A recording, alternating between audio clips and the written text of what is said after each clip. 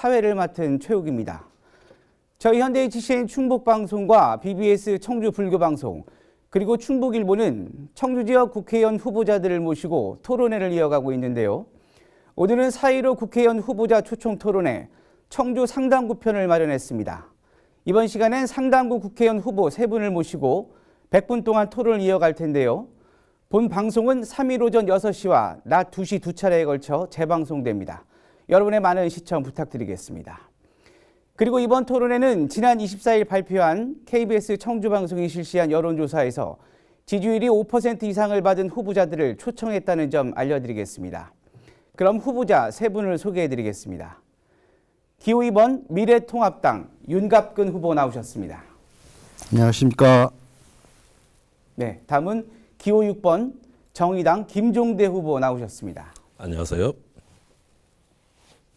마지막으로 기호 1번 더불어민주당 정정순 후보 나오셨습니다. 네, 안녕하십니까. 네. 그리고 개별 질문을 해주실 BBS 청주불교방송 이호상 기자 나오셨습니다. 네, 후보자들의 좌석 배치는 사전 추첨을 통해 이루어졌음을 알려드리겠습니다. 네, 그럼 진행 순서를 말씀드리겠습니다. 토론 진행 순서는 출마의 변과, 공통 질문, 개별 질문에 이어 상호 토론이 이루어지고 또 한 번의 개별 질문과 상호 토론 시간이 이어집니다. 그리고 유권자 질문과 마무리 발언을 끝으로 토론회는 마무리됩니다. 각 질문에 대한 발언 시간은 정해져 있으며 답변 시간이 초과할 경우 마이크가 자동으로 꺼진다는 점 유념해 주시기 바라겠습니다. 특히 후보자들께서는 반드시 모니터의 시간을 참고하셔서 말씀해 주시기 바라겠습니다. 그럼 본격적으로 토론을 시작하도록 하겠습니다. 먼저 각 후보자들의 출마의 변을 들어보도록 하겠습니다. 답변 시간은 1분입니다. 먼저 윤갑근 후보부터 시작해 주시죠. 존경하고 사랑하는 청주시민 여러분, 미래통합당 윤갑근 후보입니다. 민심은 천심이라고 했습니다.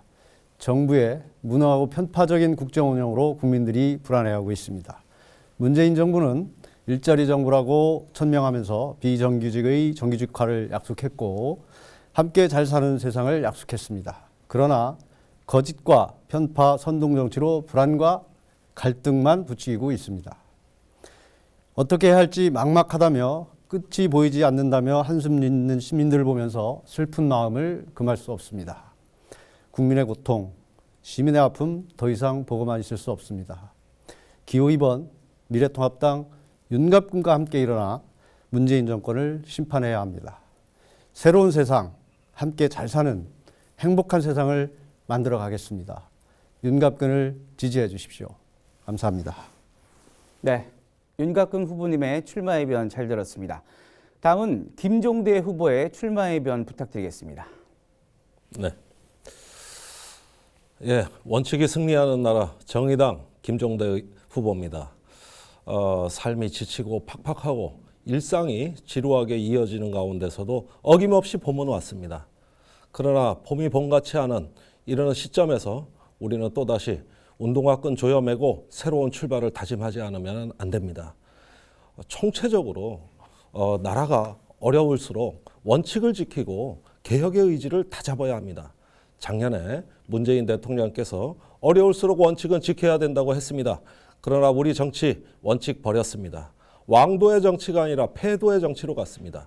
이럴 때 반듯하게 오로지 자기 길을 가는 제자리에서 제 역할을 다하는 정당 하나 눈여겨봐 주시기 바랍니다. 저는 시민과 함께 새로운 상당의 역사를 쓰고 더불어 같이 가는 새로운 상당, 책임 공동체를 구현하겠습니다. 시민 여러분 함께 갑시다. 네, 김종대 후보의 출마의 변이었습니다. 다음은 정정순 후보 출마의 변 부탁드리겠습니다. 네, 존경하는 청주 시민 여러분, 그리고 상당 구민 여러분. 기호 1번 더불어민주당 상당구 국회의원 후보 정정순입니다. 지금 코로나19로 여러 가지 힘드실 줄 압니다.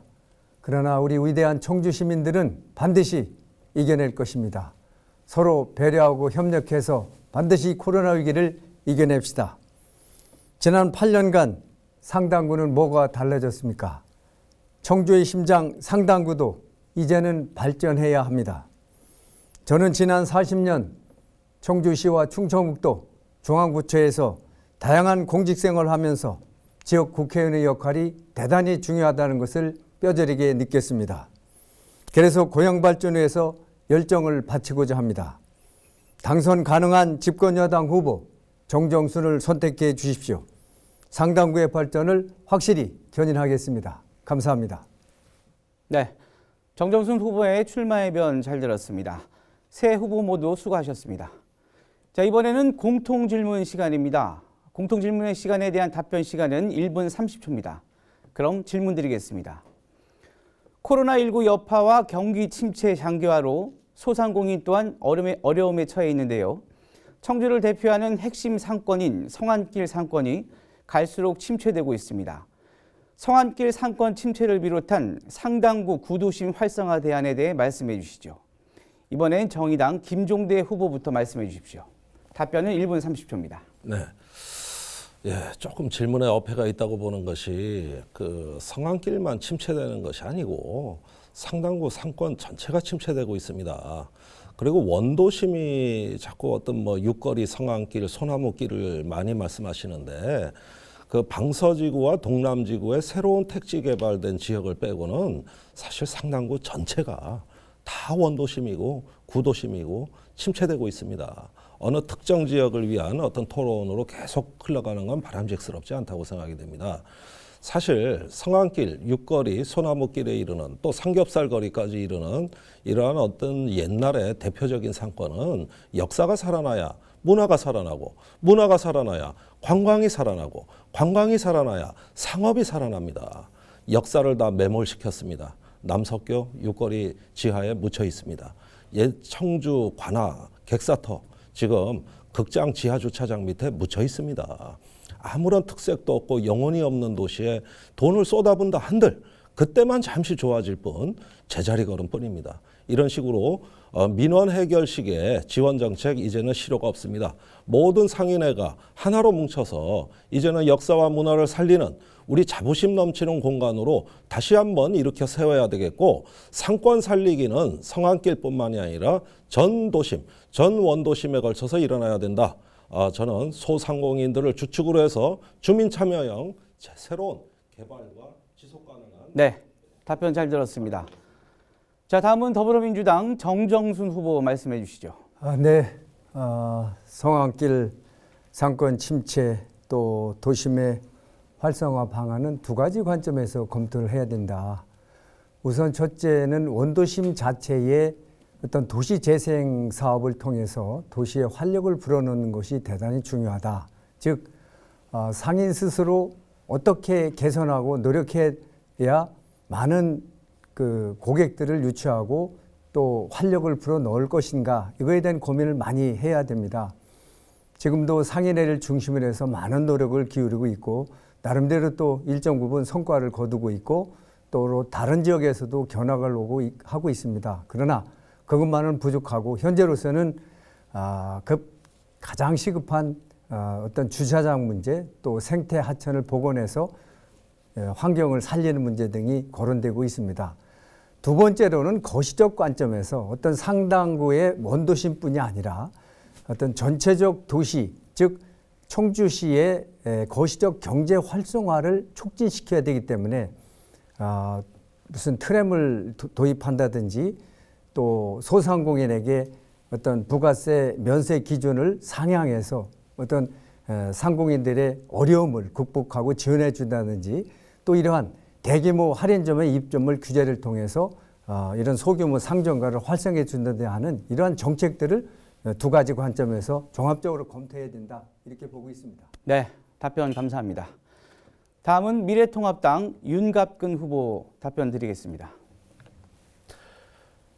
상권 활성화는 지난 10년간 지속적으로 추진이 됐지만 실패했습니다.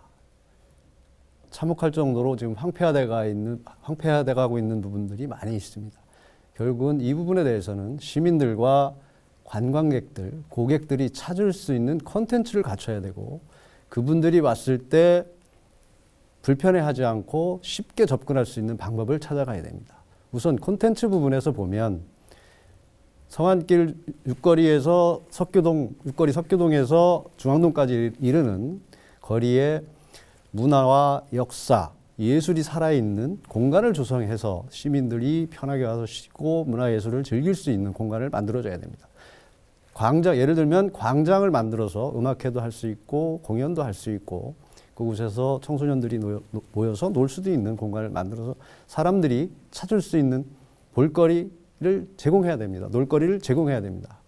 그리고 그 사람들이 찾아왔을 때 쉽게 접근할 수 있도록 기존에 추진하고 있는 주차장이나 편의시설 등을 확충해서 쉽게 접근하고 편리하게 즐길 수 있도록 여건을 갖춰주는 것이 필요합니다. 마지막으로는 상권에서 계시는 상인들께서도 명품을 만들어내고 가격 경쟁력을 갖추고 사람들이 와서 다른 데보다 비교 우위에 있다는 것을 느낄 수 있도록 만들어줘야 됩니다. 네. 윤 후보의 답변을 끝으로 공통 질문 순서가 마무리됐습니다. 후보분들 수고하셨습니다. 자, 이번에는 각 후보께 개별 질문을 드리도록 하겠습니다. 개별 질문은 BBS 불교방송 이호상 기자가 해주시겠습니다. 답변 시간은 마찬가지로 1분 30초입니다. 먼저 정정순 후보께 질문해 주시죠. 네, 먼저 이제 이번 질문은요, 저희 BBS 불교방송과 HCN 충북일보가 함께 기자들이 함께 선정을 했다는 점 미리 한번 말씀을 드리고요.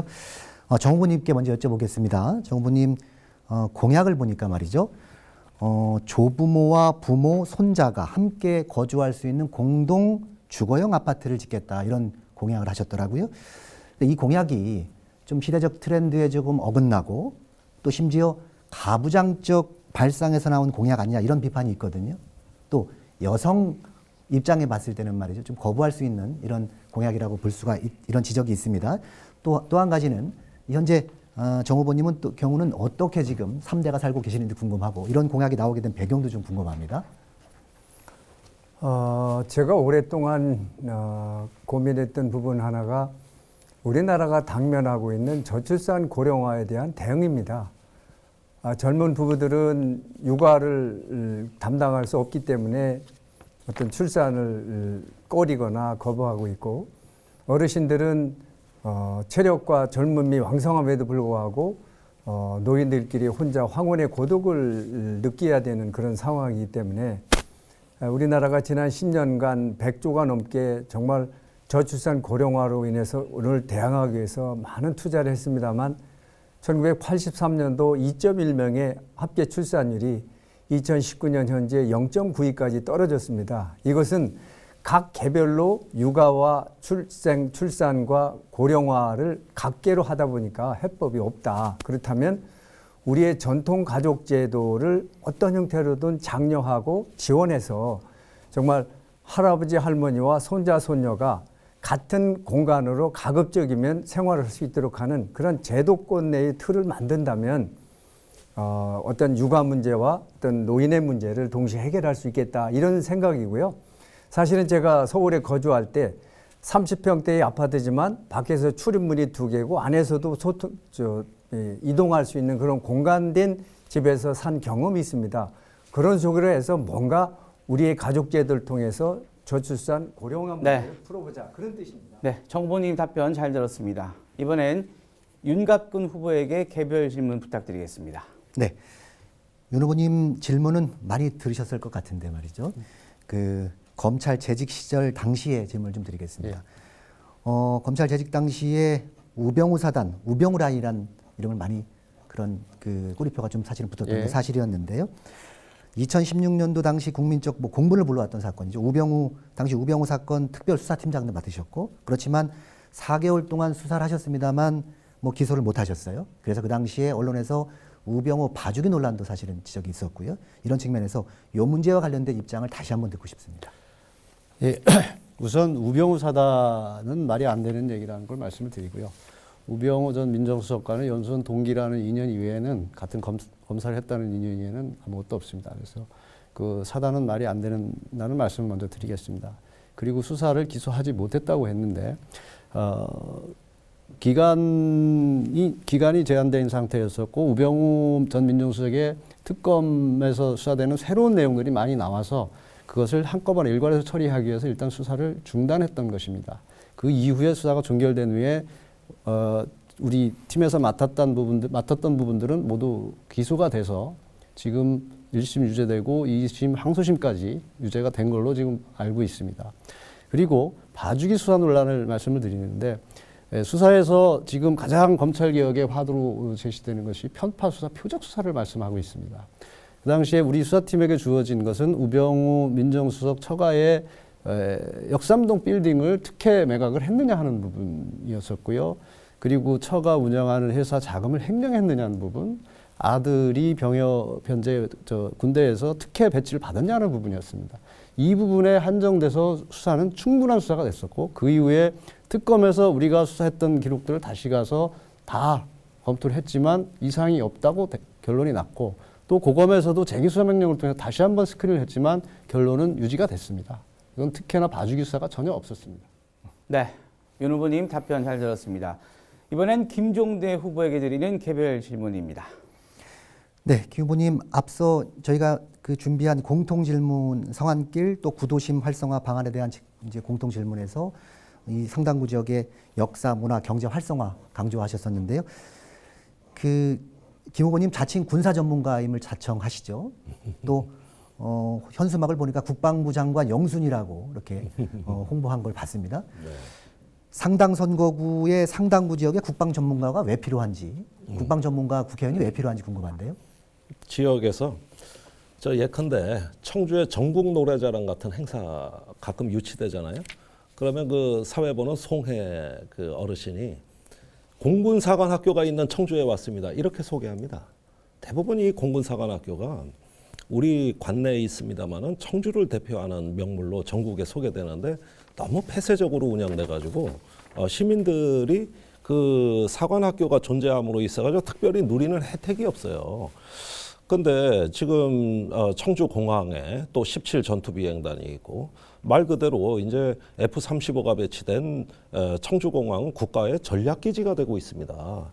이런 상황에서 날로 전략적 요충지로 급부상되고 있는 청주가 눈에 보이지는 않지만은 어느새 우리의 도시의 지위를 바꿔놓고 있는 것이죠. 그래서 제가 특별히 국방 전문가가 필요하다고 하는 이유는 뭐냐 하면은 50조가 넘는 국방 예산에서 청주가 조달을 납품하는 실적이 거의 없고, 또 한 가지는 공군사관학교에 항공의 집단지성을 만들어가지고 우리가 우주로 진출하는 꿈을 청소년한테 뿌려줘야 되는데, 이런 것들을 랜드마크로 조성해 테마파크를 만들면은 연간 7만 명의 청소년들이 관람을 하고 체험을 하고 교육을 받을 수가 있다. 자, 보십시오. 우리 주변에 이렇게 중요한 군사 시설들이 매우 많은데 이걸 오히려 지역의 성장과 발전에 굉장히 중요한 자산으로 활용한다면 청주 바뀔 수 있습니다. 네, 김 후보님 답변 잘 들었습니다. 이로써 후보자들의 첫 번째 개별 질문 시간이 끝났습니다. 자, 이번에는 후보자 간 상호 토론 시간을 가져보겠습니다. 후보자들께서는 각 15분 동안 주도권을 갖고 입장과 시각을 달리하는 정책이나 현안에 대해 질문하실 수 있습니다. 여기서 주의하실 부분은 질문은 가급적 짧게 하셔서 상대 후보들의 답변할 시간을 많이 주시길 당부드리며, 주도권을 가진 후보자께서는 답변을 들으신 뒤 재반론을 하셔도 좋습니다. 재반론 역시 가급적 짧게 하셔서 다양한 지역 현안에 대한 토론을 해주시기 당부드리겠습니다.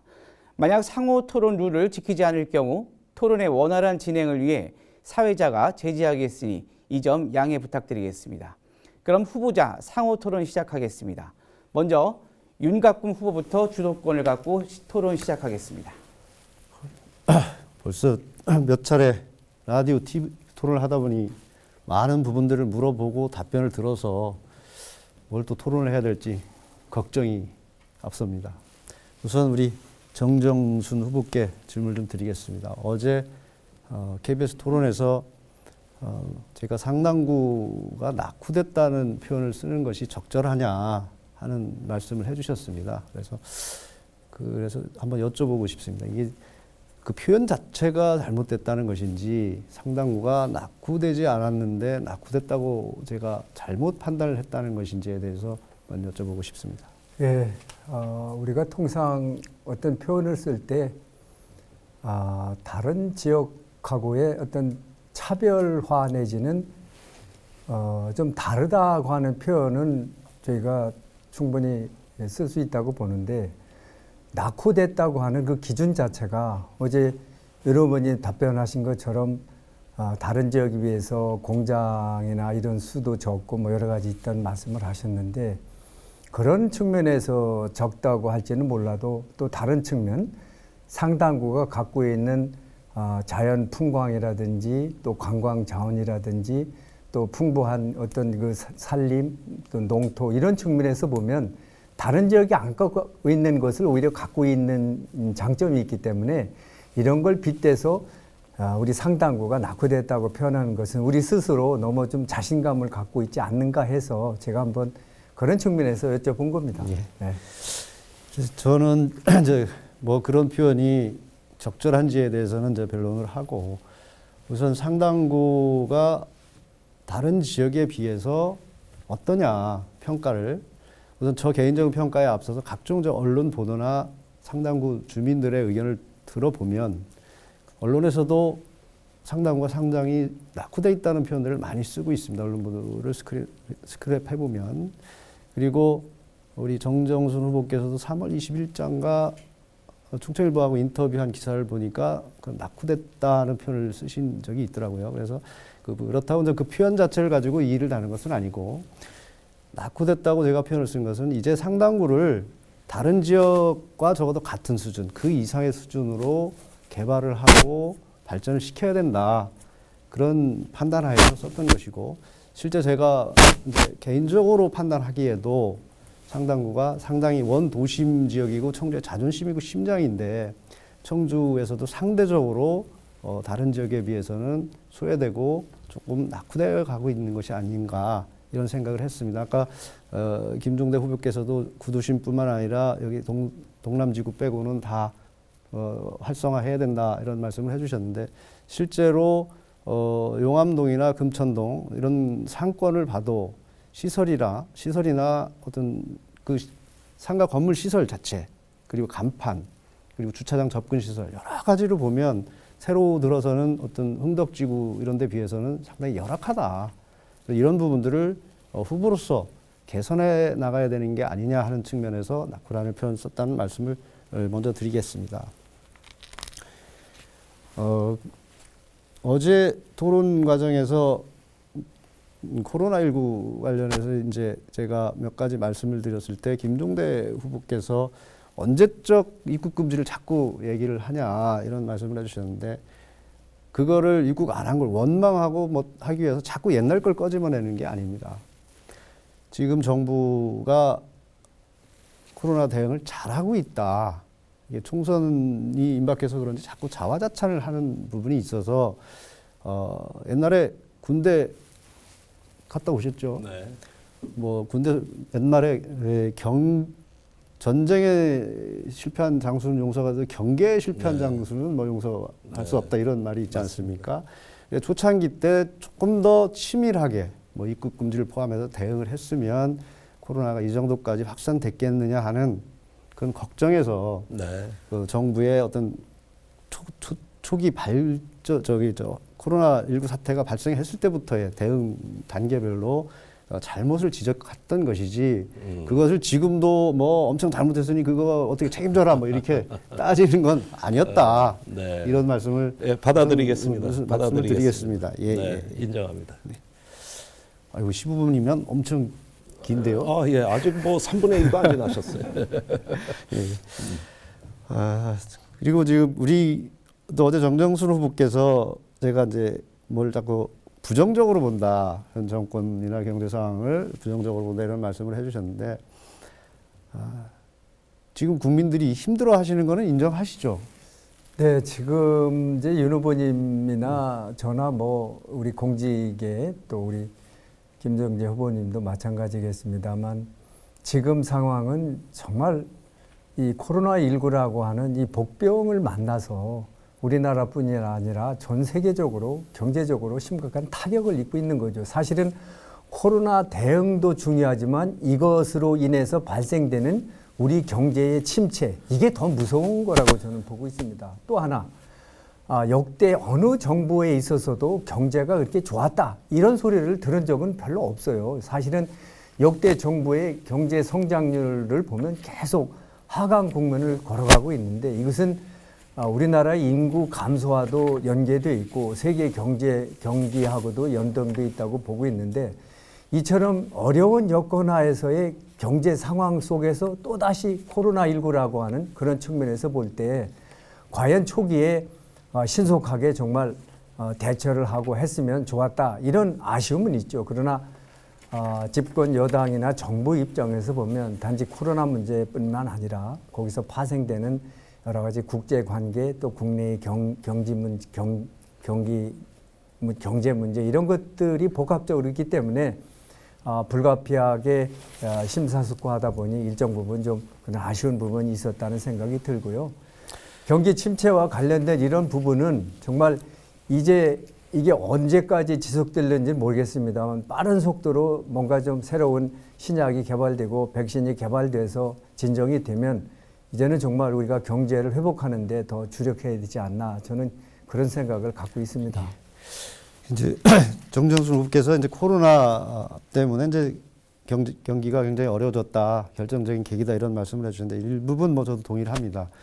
그동안 가뜩이나 경기가 침체되어 있던 상황에서 코로나로 결정타를 맞은 게 아닌가 하는 생각은 하지만 그동안의 경제 수치들이 굉장히 안 좋아졌었습니다.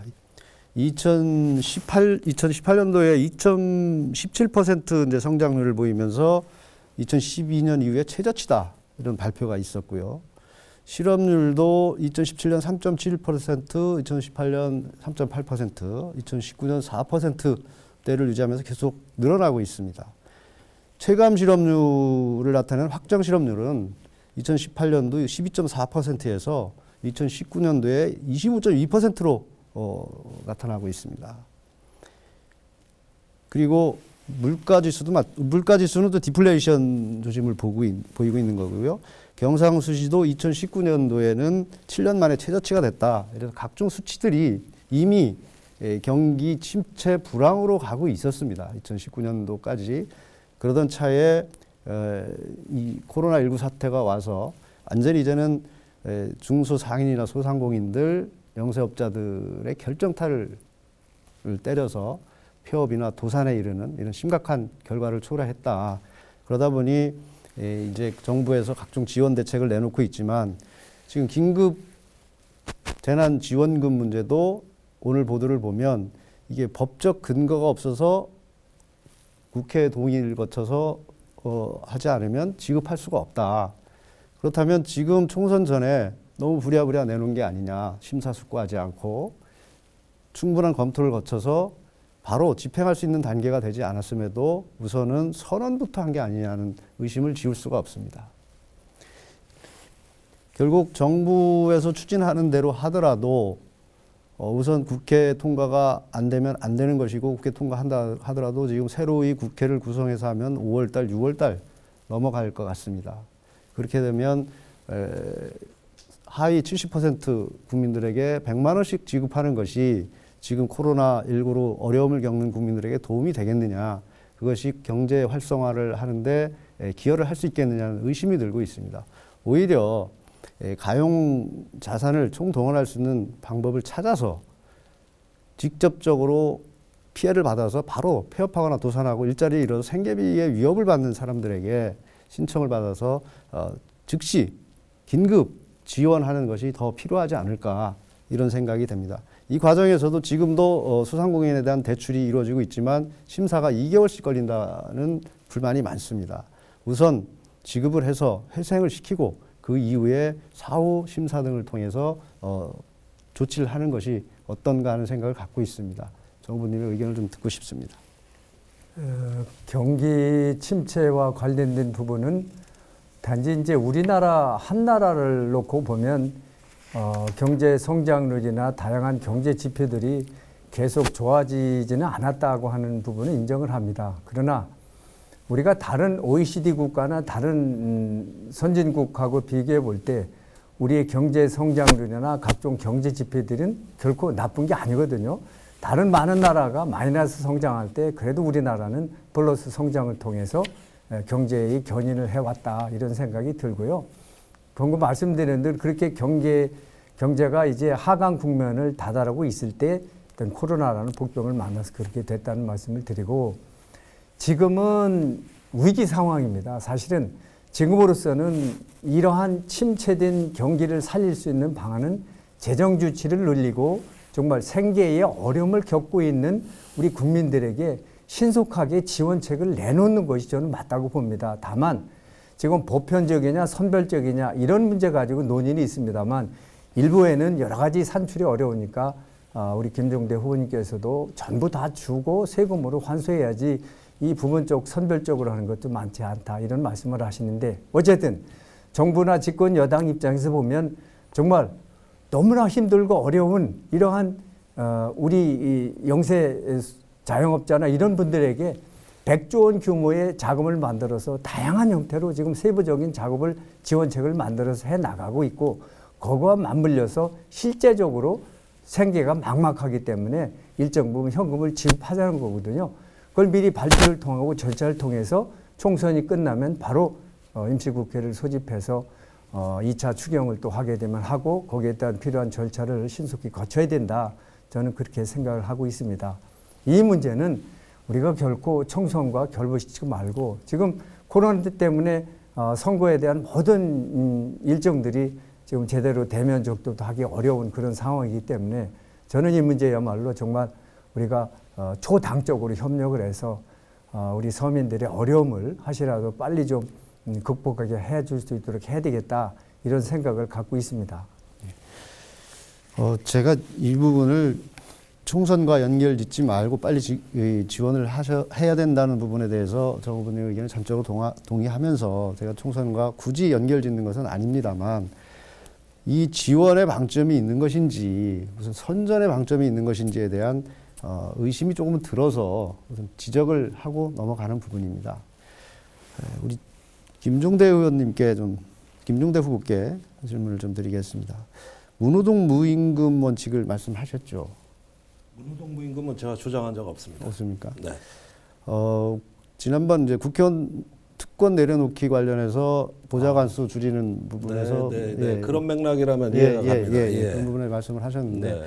그때 그런 선언을 하시고 구체적으로 국회에서 네. 추진을 하신 적이 있으신지 한번 답변을 듣고 싶습니다. 네, 개인적으로 그 선언을 하고 정치자금을 안 받겠다고 선언하고 1년간 후원에 문을 닫고 아예 계좌 자체를 없애버렸습니다. 지금은 선거가 있어서 부활했습니다. 1년 이상 정치자금 단 한 푼도 받지 않았습니다. 그리고 일단 업무 차량 완전히 없애고 버스 타고 지하철 타고 급하면 택시 타고 다녔습니다. 그 덕분에 많은 시민들 만났습니다. 그 다음에 보좌 인력을 일단은 줄여도 그 티오 자체는 있으니까 제 개인 보좌에 활용하지 않고 민생 업무에 투입하겠다. 이렇게 해가지고 어떤 도당에도 파견을 하고 민생부서에도 파견을 해가지고 인간 김종대, 국회의원 김종대를 보좌하지 말고 주민을 보좌하라 그래서 사무실에 단 3명만 남겨놨습니다. 3분의 2를 줄인 겁니다. 이런 식으로 해가지고 일단 의원이 직접 커피도 다 먹고 전화도 받고 이렇게 하면서 뭔가 좀 다른 생활을 한번 기획을 해본 것은 전적으로 노회찬 대표께서 그 돌아가시면서 우리한테 주신 유산, 그 어떤 특권 내려놓기 했던 정신을 한번 실천해보고 싶은 그런 작은 소망의 발로였다고 생각합니다. 이렇게 추진하셨다는 내용에 대해서 네. 평가를 드리고 싶습니다. 저도 만약에 국회의원이 된다면 많은 부분에서 국회의원들의 어떤 특권을 내려놓고 낮은 자세에서 봉사해야 된다. 전적으로 동의를 하고 있습니다. 지금 정치가 과열화되고 치열화되는 과정에 국회의원들의 특권이 많은 부분이 문제가 되고 있습니다. 불체포 특권부터. 네, 윤갑근 후보의 주도권 시간이 모두 마무리됐습니다. 윤 후보님 수고하셨습니다. 자, 이번엔 김종대 후보께서 주도권을 갖고 토론을 시작하겠습니다. 네. 자, 저는 두 분께 골고루 질문을 드리겠습니다. 먼저 정전순 후보께 질문을 좀 드리죠. 자, 우리가 이 코로나 재난 극복에 대해서 이야기를 많이 합니다만은 재난은 그 아픔이 공평하게 다가가지 않습니다. 어려운 사람한테는 더 어렵게 가죠. 경제는 나쁘다고 합니다만은 다 나쁜 거 아닙니다.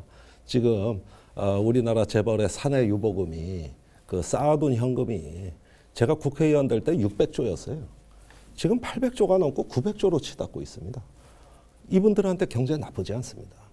자, 그렇다면 이 어떤 그 삶의 불평등의 문제가 우리 사회에 구조적으로 잠재되어 있지만 재난을 통해서 이것이 더 굉장히 그 확산되고 강화되는 조짐을 보인다는 게 문제거든요.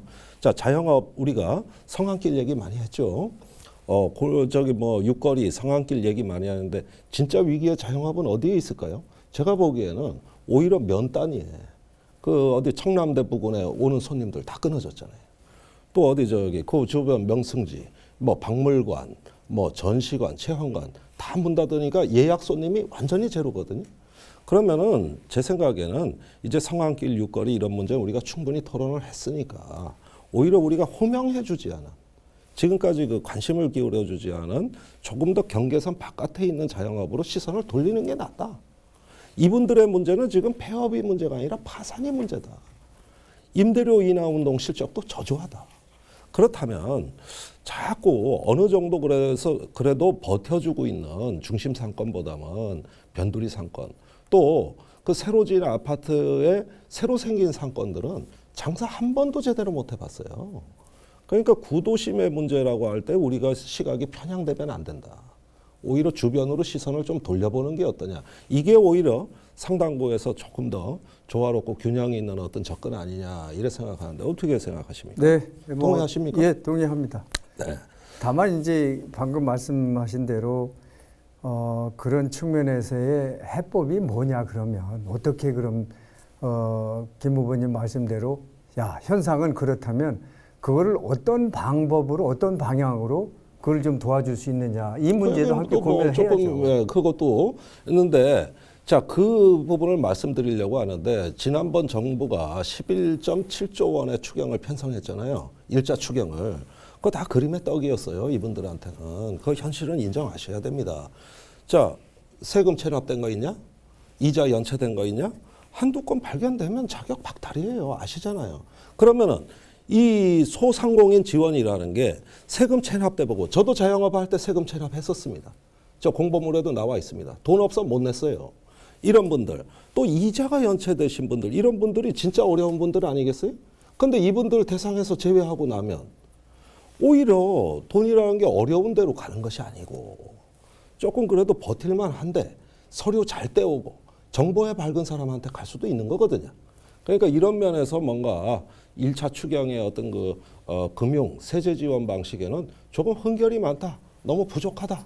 이런 느낌이 듭니다. 어떻게 생각하십니까? 제가 이제 도의 경제통상국장 할 때도 비슷한 경험이 있었어요. 그때도 2004년 3월 5일경으로 생각되는데 우리 충북 지역에 100년 만에 처음으로 폭설이 내려서 경부 고속도로가 마비돼서 아마 빵이나 우유를 헬기를 통해서 주었던 기억이 있는데 그 당시에도 많은 자영업자나 소상공인들이 정말 어려움을 겪었을 때 똑같았습니다. 제가 현장에 갔을 때 경제통상국장으로 현장에 갔더니 똑같은 말씀을 하셨습니다. 우리에게 필요한 건 긴급 자금인데 우리에게 자금이 지원이 안 되고 융자가 안 된다. 그 이유는 바로 연체가 있고 있다 이런 측면에서 제가 그 당시에 그렇다면 어떤 300억 정도의 규모 또 1인당 캡을 씌워서 한 2천만 원 정도 상한선을 둬서 그런 조건에 관계없이 신속하게 하자. 재난이기 때문에 그렇다. 네, 그렇다면 다른 데서도 그런 말씀하시는 거 들었어요. 예, 지금도 정부 차원에서의 대책도 그런 과감한 대책을 통해서 신속하게 영세 자영업자에게 자금이 지원될 수 있도록 해야 된다고 하는 후보님의 말씀에 저도 적극 동감을 하고 이런 부분은 그러니까 우리가 취지는 다 맞아요. 다 동의해 주셔서 전 정말 감사드리고 단 1차 추경은 그 수준이 아니었다는 거예요. 간접 지원 위주로 돼 있어요. 세제 지원, 금융 지원이에요. 그것이 아니라 직접 지원이거든요. 그다음에 이번에 나온 게 이제 100만 원 지급입니다. 그래서 제 생각에는 자꾸 저는 윤곽근 후보 지적이 일리가 있다고 보는 게 언제는 안 된다고 하다가 갑자기 정책을 내놓을 게 아니라 지금 문제 본질, 핵심에 집중해서 이렇게 체계적으로 정책이 나와야지 사실은 홍남기 부총리가 직접 지원 안 된다고 하다가 또 지금 하고 있지 않습니까? 예, 이런 것들이 우리에게 있어서 조금 더 저기 그 보완해야 될 점이고 정부가 어떤 저 총선용으로 또 이런 어떤 그 시책을 발표하는 게 아니라는 그런 오해를 불식시킨다. 이 점을 제가 강조를 드리고요. 그리고 윤곽근 후보께서 자꾸 뭐 방역이 실패했다 뭐 이럴 때 굉장히 화를 많이 내시던데 그런 거 화내지 마십시오. 이 당이 할 말이 그거밖에 없습니다. 그러니까 사실은 또 지지층에게 박수 받아야 될 거 아닙니까?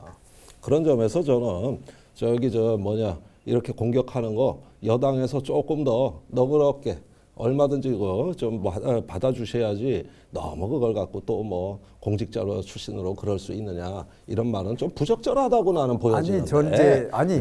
그게 그러니까 그걸 우리- 어제 그랬대 뭐 또. 우리 누구보다 잘 아시는 분이 사실은 통계 수치를 대면서 정말 우리 정부나 이런 현재의 방역이 형편없다. 뭐 이렇게 좀 조금은 과하게 그렇게 말씀을 해야 하셔서 선거 때 박수가 또 저쪽 당도 사정이 있는 거 아니겠어요? 그다음에 이제 저는 미래통합당 우리 윤곽근 후보께도 여쭤보고 싶은 게 지금 우리 충북 경제에 매우 중요한 특징이 있어요. 그게 뭐냐면은 우리나라 수출의 대중의존도가 27% 됩니다. 그런데 충북의 수출 대중의존도가 얼마냐? 51%입니다. 그러니까 전국 평균보다도 20% 이상 더 높은, 말하자면 충북 경제의 수출 전선은 완전히 중국화돼 있어요. 자, 이게 이제 미래통합당이 자꾸 정부 정책을 공격하는 것 중에 주된 논거는 뭐냐면은 왜 중국 눈치 보냐? 왜 입국 금지 안 시키냐? 중국에 그때 마스크 300만 장 준다 그랬습니다. 이거 왜 중국에 우리 국민도 없는데 주냐? 이런데 저는 중요한 국익이 걸려 있는 문제라고 봐요. 우리가 주니까 중국도 우리한테 마스크를 지금 보내오고 있거든요. 그러니까 이렇게 주고받는 우리 대중관계는 충북 경제의 사활적 이익입니다. 그러니까 이걸 자꾸 정치적으로 눈치 보기다 이렇게 얘기할 게 아니라 이 재난 극복은 어느 국가를 입국을 금지하고 봉쇄하느냐가 문제가 아니라 국제 협력이다. 인류애로 극복해야 된다. 만약에 여기서 중국에 대한 어떤 봉쇄 조치가 들어가게 되면 지금 우리 그 방역해야 되는 그 마스크 원료 또 의약품 원료 이거 다 중국에서 수입하는 거거든요. 만약에 중국이 우리한테 그런 의약품이나 이런 거 제때 공급 안 해주면 우리 제약회사들 바이오 산업 당장 시급한 어떤 방호 이런 부분들 전부 다 대란이 일어나거든요. 그러니까 오히려 중국에 대한 입국 금지보다는 이럴 때 한중 관계가 훨씬 더 강화돼 가지고 이 재난을 같이 이기는 동반자로 가면 우선 충북 경제가 중국이 의리를 중시하는 나라니까 나중에 가서 야 그때 어려울 때 마스크 보내줬어. 그때 원조금도 왔어. 잊지 않고 우리도 보답하고 또 우한시하고 자매 결연 맺은 게 청주시거든요. 이런 어떤 그동안의 역사와 공동 번영에 어떤 좋은 그 전통을 이어왔는데 단지 코로나 사태 하나 때문에 그걸 끊어서는 안 된다. 오히려 우리 청주나 여기 이 지역의 상공회의소가 마스크 보내주기 운동하면서 큰 이득이 있었다고 봅니다. 그 다음에 중국하고 이렇게 통제가 돼서 손해본 건 누구냐? 한국이에요. 지금 저기 산업단지에 중소기업의 바이어들이 중국에 못 가고 중국에서 또 마케터가 못 오고 이래가지고 지금 청주에 입는 피해, 경제적 피해가 상당하거든요. 그렇다면 하루에 1000명도 안 오는 500명 수준밖에 안 오는 중국의 그 핵심 인력들은 우리가 잘 관리해드리고 또 중국 유학생들 안 오면 대학 다 망합니다. 그러니까 이런 부분에서 종합적인 국가 이익, 우리가 전체적인 국가 이익을 균형 있게 보면 어느 특정 문제만 강조할 일은 아니지 않느냐. 좀 이렇게 네. 동의하시는지.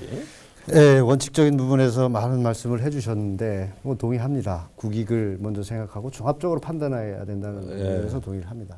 그렇지만 외교든 뭐든지 간에는 원칙에 관한 문제가 있고 또 상호주의에 관한 문제가 있을 수 있다고 생각을 합니다. 네. 우선 원칙에 관한 부분에서는 단순한 국익만을 기준으로 해서 이를 처리하고 판단할 것이냐, 그 양보할 수 없는 선도 있을 수 있다 이런 말씀을 드리고요.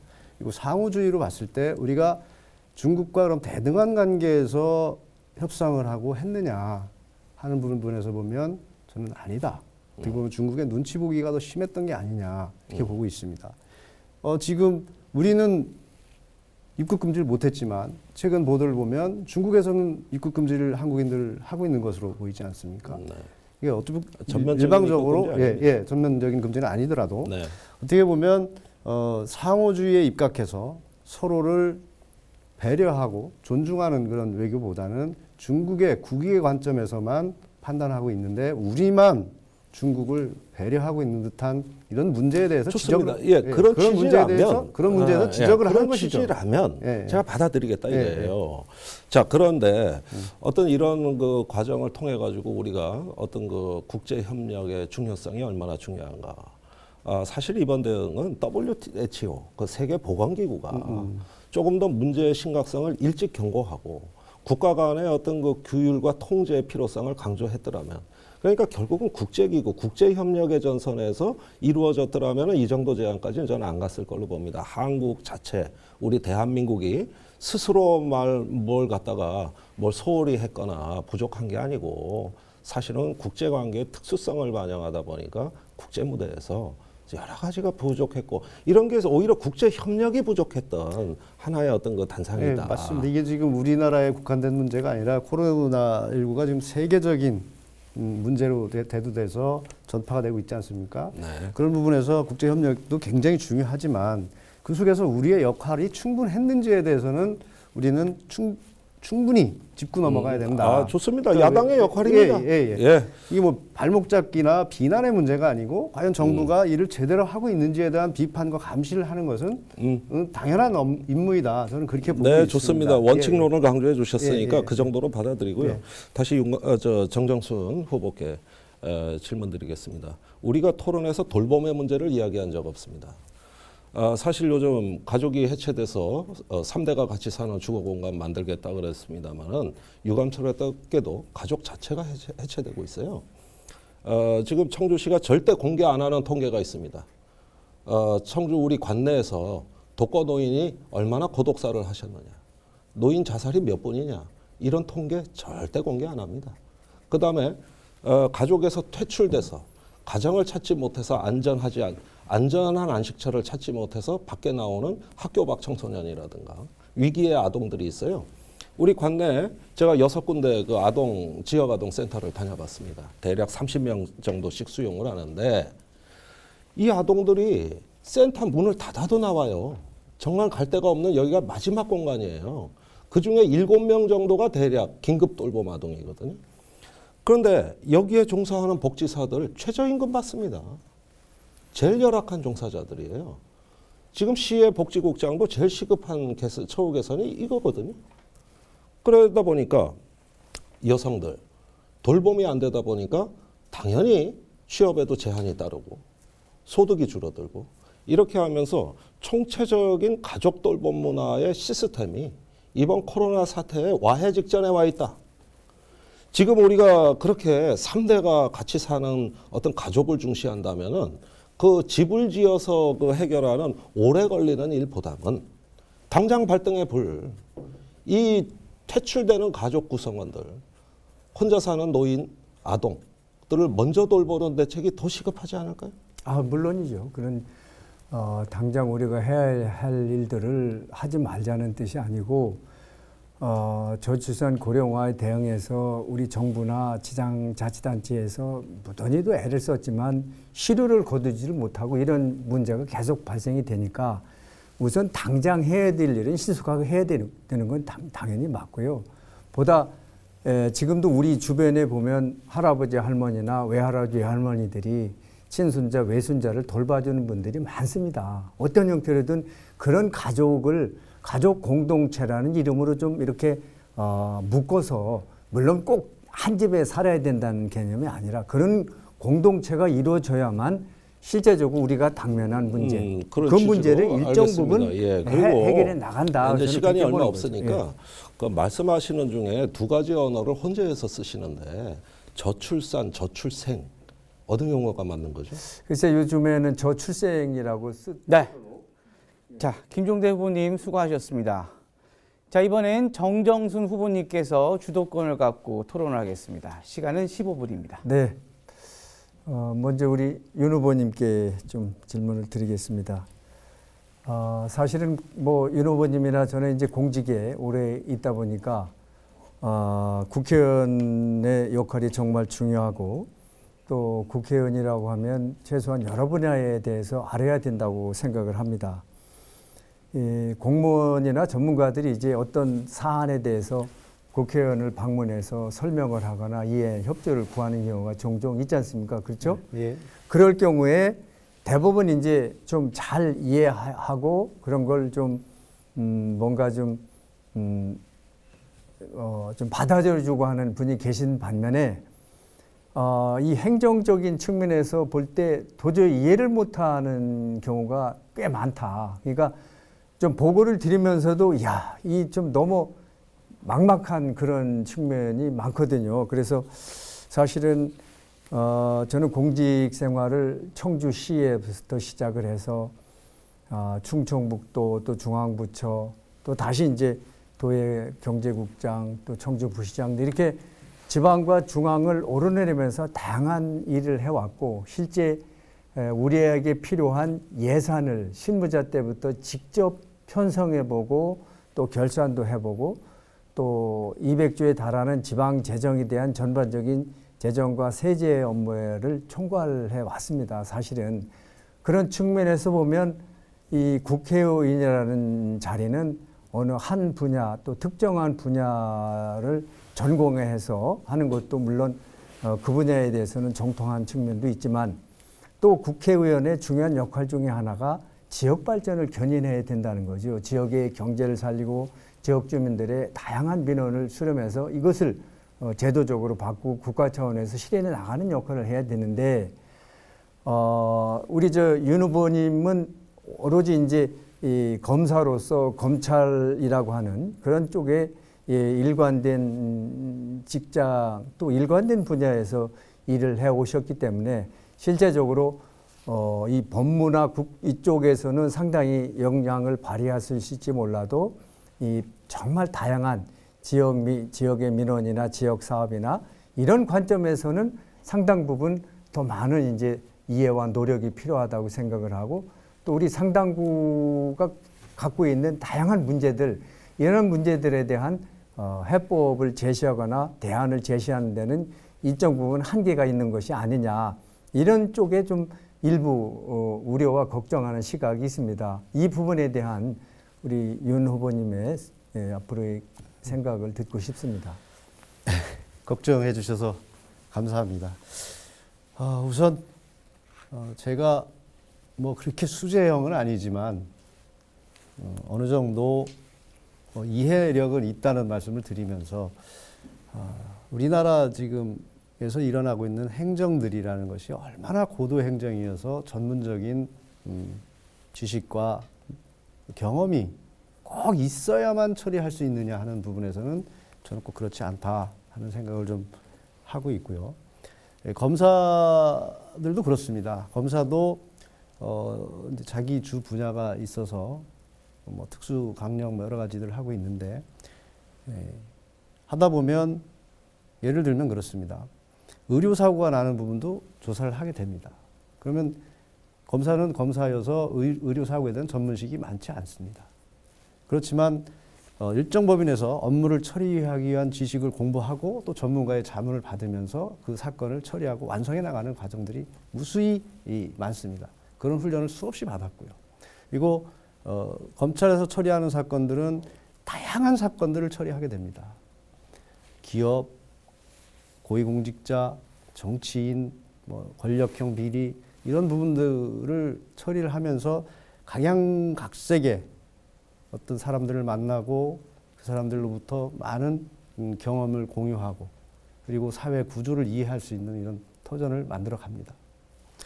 무엇보다도 국회에서 입법을 하는 과정에 어떤 법률가들은 절대적으로 또 필요하다는 말씀을 드리고요.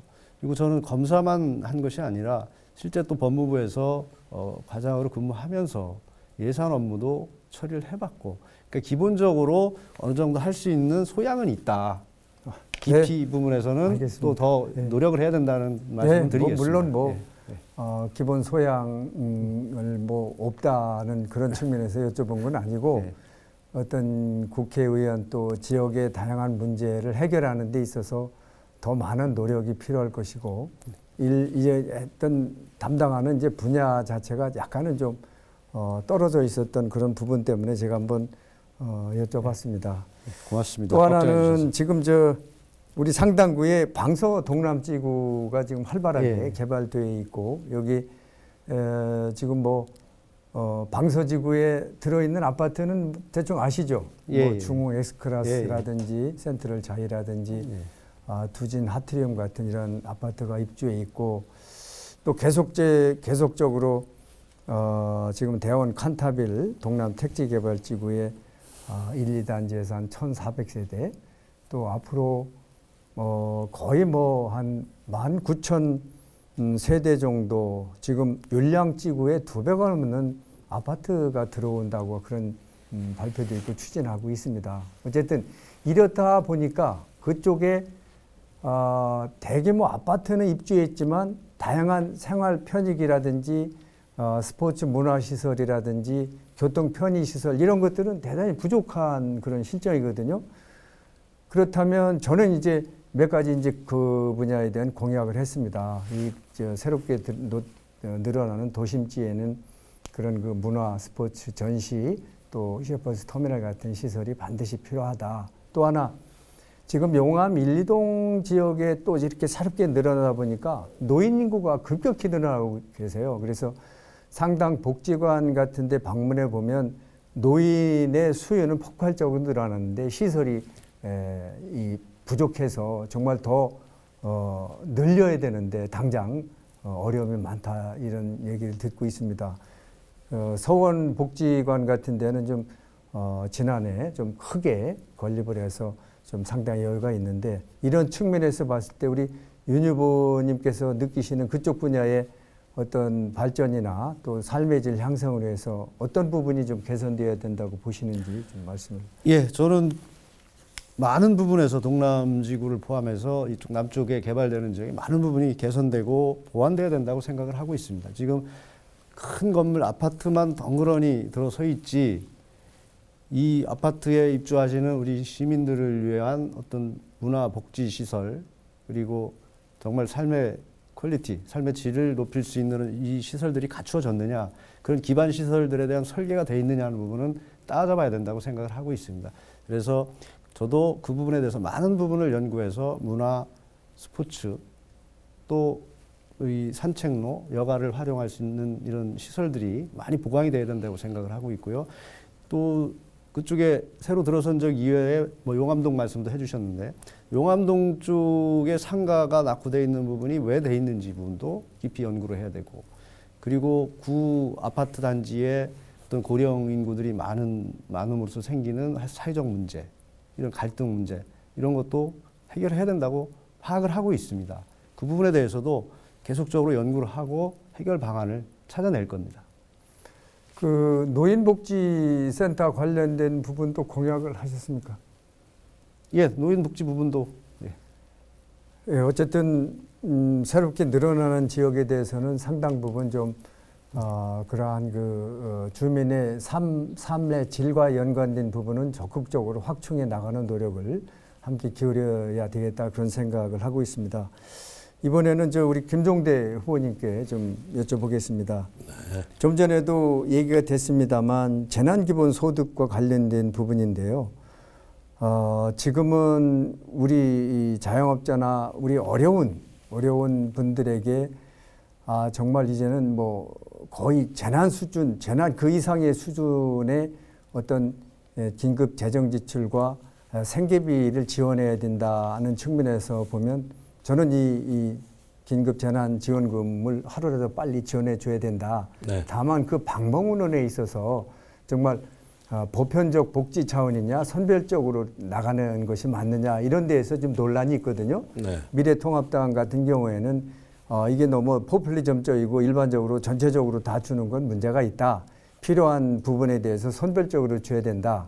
그러나 일정 부분 어려운 이것이 선별적으로 줄 수 있는 현실적인 대안이 대단히 어렵기 때문에 김 후보님께서는 전체 다 지급을 하고 그 상위 계층에 대해서는 세금으로 환수해야 된다 이런 이제 주장을 하셨는데 네. 그 부분에 대해서 또 충북도도 일정 부분 한 72만 가구에 대해서 40만 원에서 60만 원 정도 지급하겠다고 했다가 중앙정부에서 이제 4인 가족 기준으로 한 100만 원 정도 지원을 하겠다고 그러니까 아마 재정 여건을 고려해서 그 정부 정책에 맞춰서 이제 주려고 하는 그런 쪽으로 약간 좀 손해가 된 것 같아요. 왜?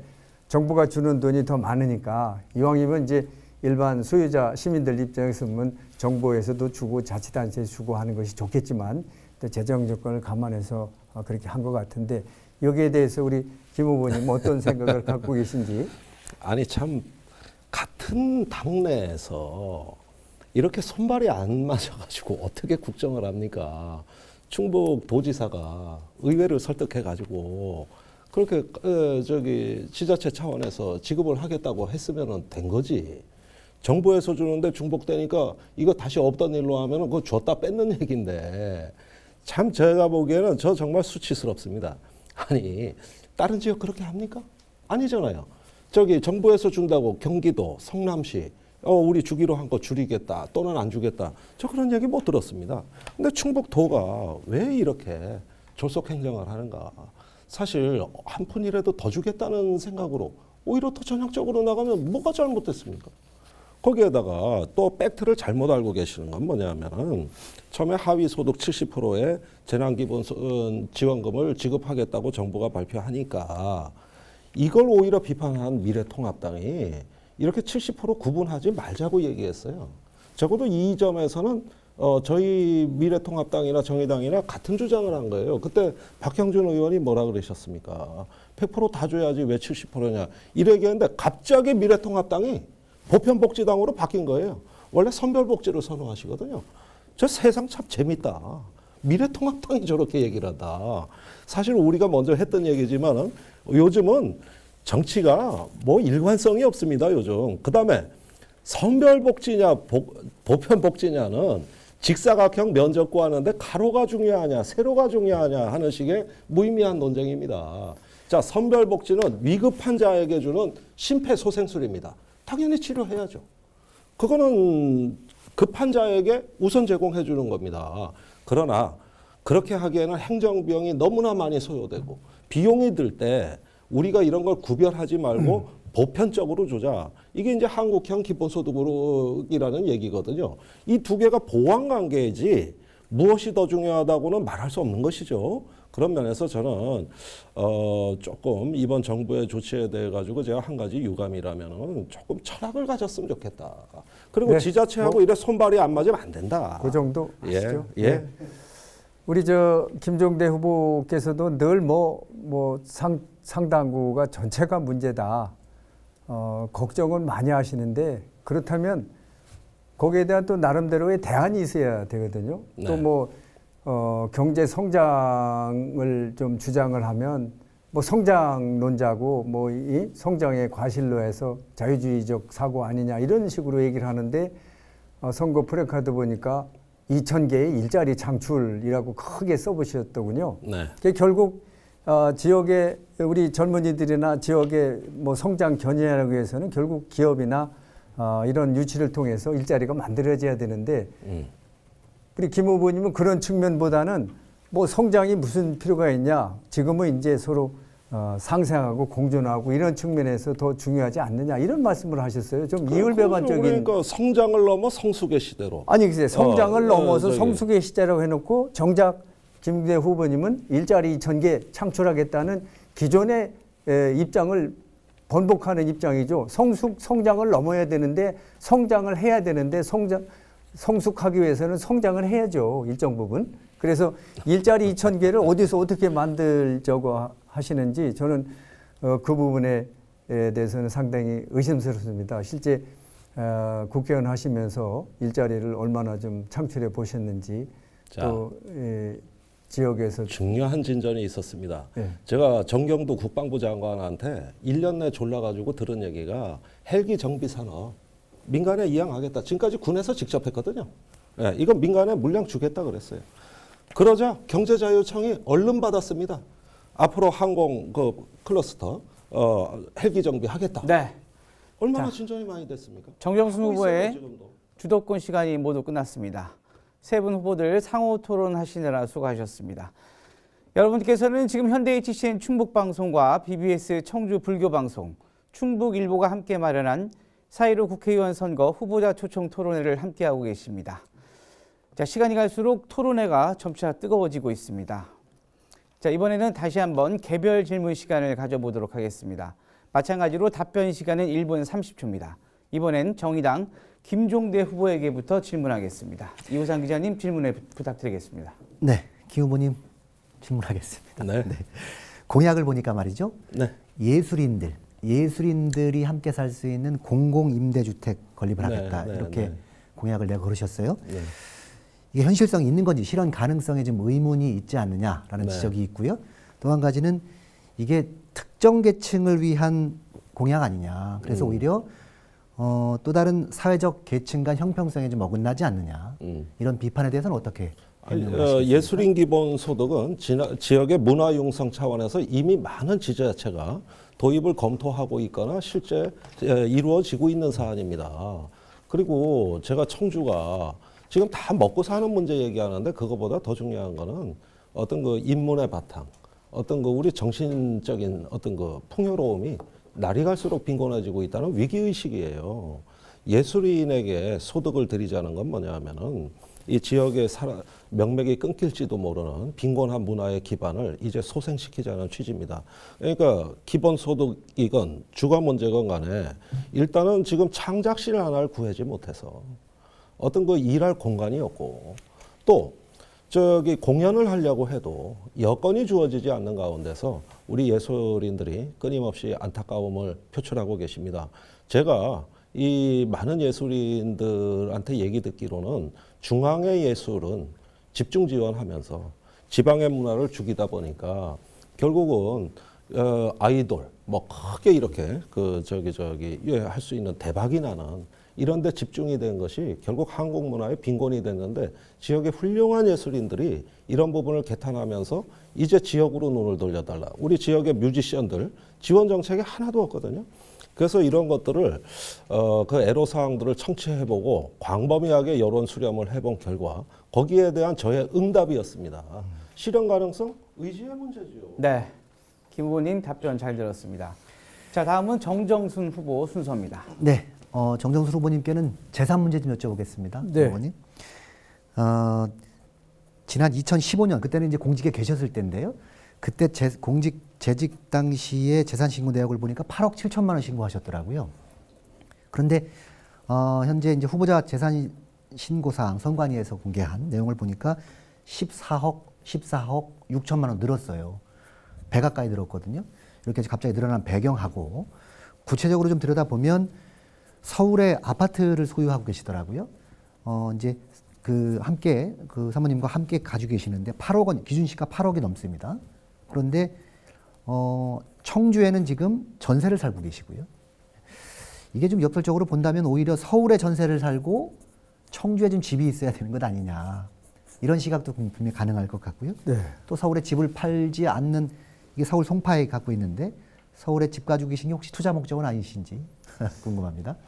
사실은 이제 제가 서울에 오래 거주를 했기 때문에 서울에 이제 작은 아파트입니다. 근데 그 아파트가 재개발을 한다고 묶여가지고 지금 수년째 재개발 사업을 하고 있습니다.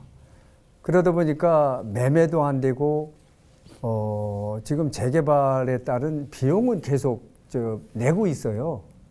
그러다 보니까 이게 이 공시지가 자체는 매년 현실화 시키다 보니까 이게 옛날 2015년이나 이거에 비해서 상당 부분 올랐습니다. 그래서 부부 공동 소유로 돼 있고 그게 이제 이런 재개발로 묶여서 매매도 안 되다 보니까 지금 2017년에 내려오면서 팔 수도 없었고 또 청주시장 경선 과정에서 이 청주에 와서 이제 거주를 해야 되고 그래서 2017년부터 이제 정식으로 청주에 와서 전세를 살았죠. 전세를 살다 보니까 결국 1가구 또 2주택이라는 그런 측면에서도 지금 새롭게 구입할 수도 없는 그런 입장이었습니다. 어쨌든 전체적으로 보면 지금도 많은 부분에 있어서 공시지가를 점진적으로 매년 조금씩 현실화시켜 나왔다 보니까 가만히 이제 앉아가지고 그런 기준, 어떤 재산의 가치는 좀 높아지고 있는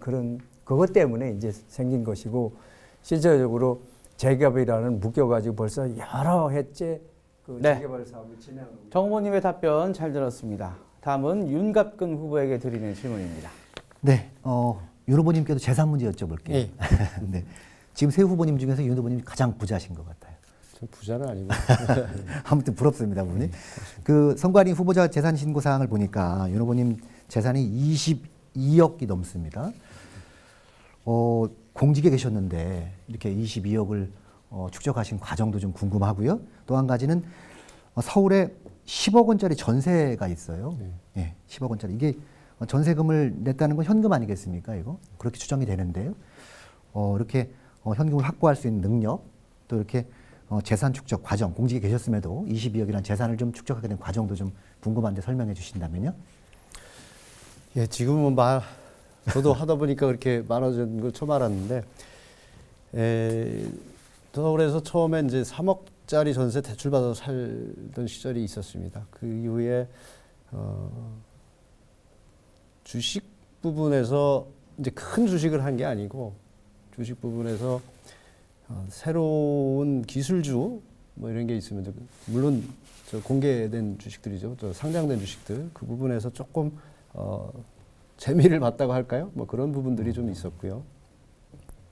그리고 어떻게 보면 서울에 살면서 참 짜게 살았습니다. 심지어 뭐 이거 공개를 해도 되는지 모르겠지만, 제가 부장검사 시절에, 부끄러운 얘기지만 부인이, 아내가 학습지 판매도 해서 애들 학원비도 대고 하면서 살았습니다. 그래서 조금 저축하고 일부 큰 돈은 아니지만 주식에서 조금 남은 게 있었고요. 그리고 변호사 한 2년 하면서 조금 또 증가하고 하다 보니까 그 정도가 된 것 같습니다. 네, 윤 후보님의 답변을 끝으로 후보자들의 개별 질문 시간이 모두 끝났습니다. 후보자분들 모두 수고하셨습니다. 자, 이번에는 다시 한번 상호 토론 시간을 가져보겠습니다. 이번엔 후보자 간 각 7분씩 드리겠습니다. 아까 상호 토론에서 미처 말하지 못하셨던 질문이 있다면 해주시고, 질문은 가급적 짧게 해주시길 부탁드리겠습니다. 그럼 상호 토론 시작하겠습니다. 이번엔 정정순 후보부터 주도권 토론을 시작하겠습니다. 네, 우리 김종대 후보님께 여쭤보겠습니다. 사실 뭐 계속적으로 저희들이 뭐 저출생이 맞습니까? 네. 저출생 문제로 인해서 젊은이들이 아이 낳기를 거부하고, 실제 젊은이들은 미래에 대한 희망이 없어서 뭐 이렇게 걱정하는 이런 얘기들을 많이 듣고 있고, 제가 상당구 지역 위원장을 맡으면서 가장 먼저 했던 일 중에 하나가 이제 대학생위원회와 청년위원회를 만들어서 우리 젊은 친구들의 어떤 다양한 얘기를 들어왔습니다.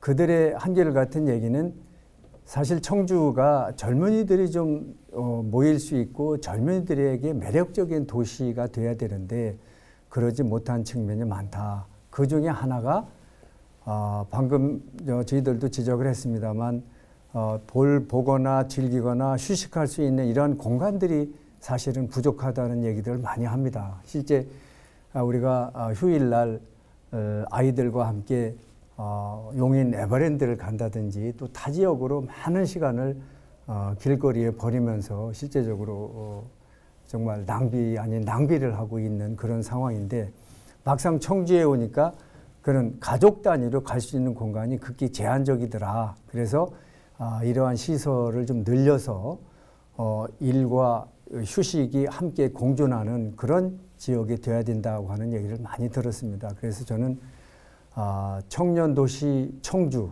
1조 프로젝트라고 하는 그런 걸 제시를 하면서 우리 청년들에게 어떻게 하면 청주가 매력적인 도시가 될 수 있을 것이냐, 이런 관점에서 이제 오랫동안 고민을 해왔는데 그러려면 기본적으로 좀 정부기관이나 공공기관 또 우수한 기업들을 유치를 통해서 양질의 일자리가 만들어져야 되겠다. 우리 김동대 후보님께서도 당장 2,000개 일자리 만드신다니까 그런 많은 일자리를 통해서 안정된 직장이나 어떤 이런 수입이 보장이 돼야 되는 것이 중요하고 또 하나는 우리 청년들이 가서 즐길 수 있는 그런 장소들 그러니까 지금 동물원을 랑성 이쪽으로 이전하는 그런 계획도 잡혀 있으니까 이참에 단순한 동물원의 문제가 아닌 보다 좀 규모를 크게 키워가지고 우리 가족 단위로 쉴 수 있는 테마파크 형태의 그런 시설을 좀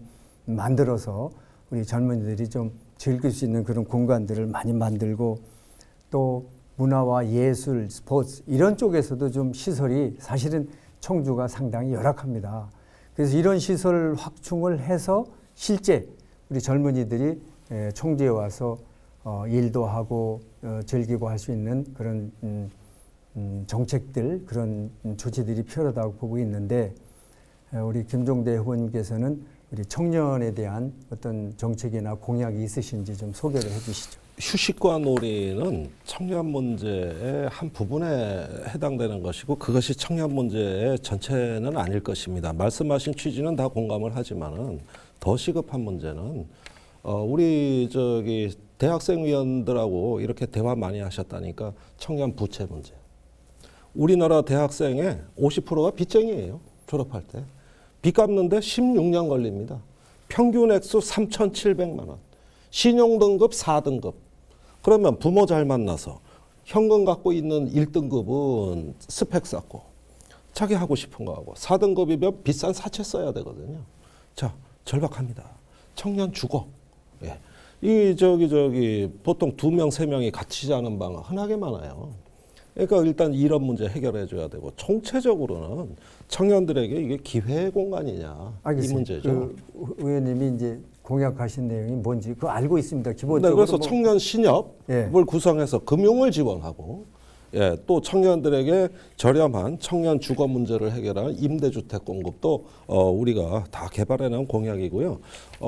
말씀하신 그 청년들에게 저는 제가 청년들에게 줄 수 있는 선물은 대한민국 실패박물관을 청주에 유치하겠습니다. 실패해도 좋다. 도전해도 좋다.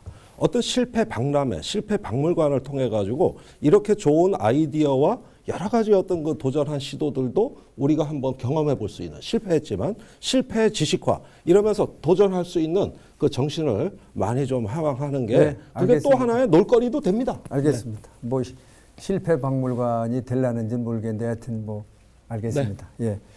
다음은 우리 윤갑근 후보님께 여쭤보겠습니다.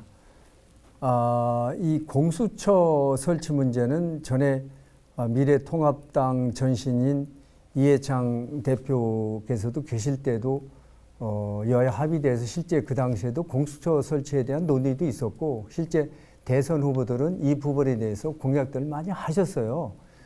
그런데 이번 그 공수처 사법개혁과 관련된 부분에 대해서는 정말 우리 일반 국민들이 도저히 이해할 수 없을 정도의 강렬한 반대를 해오셨단 말이죠.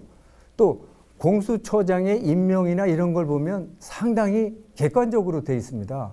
여야 국회에서 2명씩 또 법무부 장관, 법원행정처, 변호사협회나 이런 쪽에서 추천회를 만들어서 그중에 이제 대통령이 임명하는 절차로 되어 있는데 이게 전에부터 공약으로 되어 있고 해오자고 해왔던 건데 한다고 그러니까 극렬하게 반대를 해왔다는 거죠. 이게 마치 무슨 새로운 권력기관이 또 하나 생긴다고 하는 논거를 들어서 이렇게 반대를 해오고 계신데 과연 그러한 미래통합당 전신인 자유한국당의 그런 반대 이런 것들이 과연 맞는 거냐, 뭐 때문에 그렇게 극렬하게 반대를 한 것이냐, 이거에 대해서는 많은 국민들이 정말 솔직히 이해하기 어렵다는 시각입니다. 여기에 대해서 답변 시간이 없어서 우선 자유한국당 옛날 이회창 대표를 공약으로 내셨었느냐는 건 정확하지 않은 지적이라는 걸 말씀을 드리고요. 지금 공수처가 왜 문제이냐, 객관성을 확보할 수 있냐는 부분에서 전혀 그런 부분이 장치가 돼 있지 않다. 결국은 정권의 안전판으로서 작용할 수밖에 없다. 그런 위험성이 있다. 네. 정성순 후보의 주도권 시간이 모두 끝났습니다. 자, 다음엔 윤갑근 후보가 주도권을 갖고 질문하겠습니다. 정정순 후보께 여쭤보겠습니다. 3대 가정이 함께 사는 주거 공간 굉장히 취지가 굉장히 좋다는 생각이 듭니다. 시골에서 저도 3대가 함께 사는 집에서 자란 저로서는 상당히 공감이 가고 필요할 수 있다. 그런 생각이 들고요. 또 지금 저 모친께서 시골에서 혼자 사시고 계셔서 참 많이 마음이 어둡습니다. 그런데 또 모시고 오면 도시 생활 답답하다고 바로바로 또 시골로 가셔서 시골에 가시면 같이 어울리실 수 있는 친구분들이 있고 경로당이 있어서 좋다 이렇게 말씀을 하십니다. 현실적으로 생활 어떤 공간에서 주거지 부분이 차지하는 부분이 일상생활의 어떤 직업과 밀접한 관련이 있습니다. 그래서 이게 시골에 사는 사람들끼리는 가능할지 모르지만 도시와 시골을 어떻게 융합할 수 있느냐, 결합시킬 수 있느냐, 그리고 직장과 유리되어 있는 부분들, 그래서 좀 현실성에서 많이 떨어지지 않느냐 하는 부분 생각이 들고요.